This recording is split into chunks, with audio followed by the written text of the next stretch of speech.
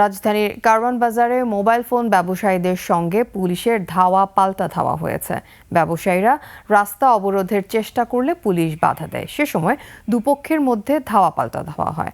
Mobile ব্যবসায়ীরা জাতীয় equipment identity register NEIR চালুর প্রতিবাদে সড়ক অবরোধের চেষ্টা করলে পুলিশ লাঠিচার্জ, টিয়ারশেল ও জল কামান ব্যবহার করে তাদের ছত্রভঙ্গ করে।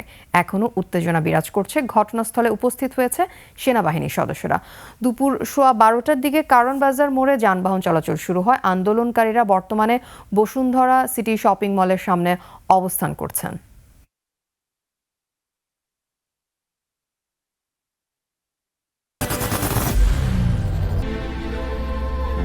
I am Ox.